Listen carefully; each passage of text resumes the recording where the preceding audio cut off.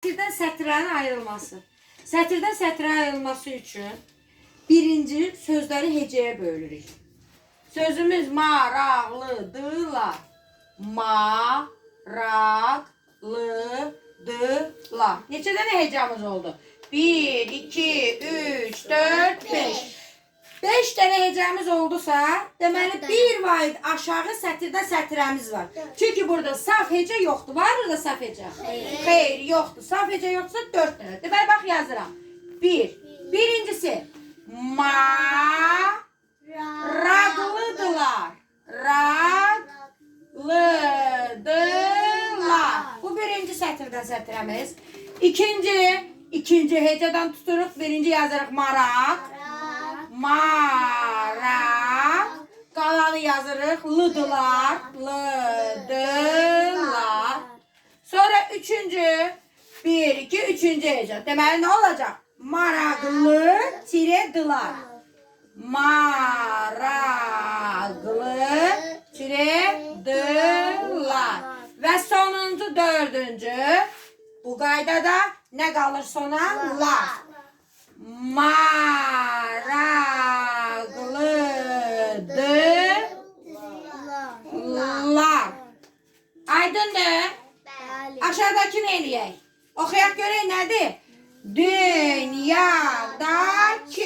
Deməli hecə ayırırıq. Dünyadakı.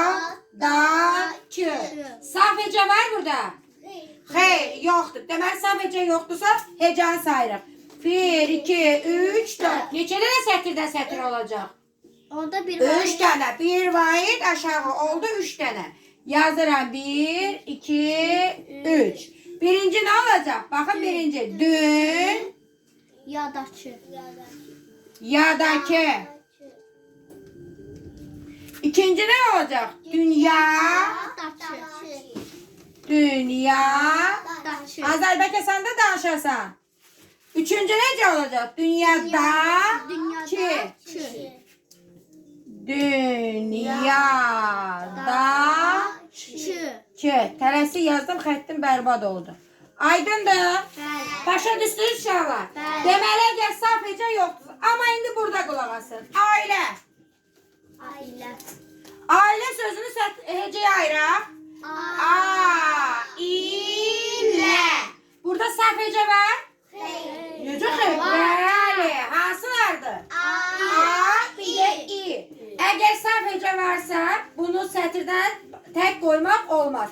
Yəni tək a buradan qoya bilmərik. Düzdürmü? Deməli necə sətirdən sətir olacaq? A, i, lə. Aydındır? İndi bir dənə də mənə deyək. Na, i, lə. İndi burada necə olacaq? Na, ilə. Düzdür? Burada var səhv hecə? Var. Deməli bu necə olacaq? 3 hecədir, amma biz sayacağıq 2 hecə. Düzdür?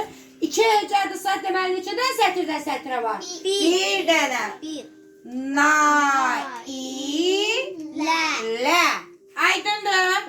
Sətirdən sətirəni anladınız? Bir sayı sətirdə qala bilməz. Tutaq ki, odun. Bunu sətirdən sətirə ayıra bilərik? Xeyr. Çünki burada saf hecə əvvəldədir, bir dənədir və bölürük. Odun. Tək sayıtı sətirin başında saxlaya bilmərik. Ona görə də bu sətirdən sətirə keçməyən sözdür. Əvvəlində sayit səs gəlirsə, saf hecə gəlirsə, o sətirdən sətirə keçirilmir. Aydındır? Başa düşdünüz bu mövzunu? Yükləyirəm YouTube'da, evdə də baxın.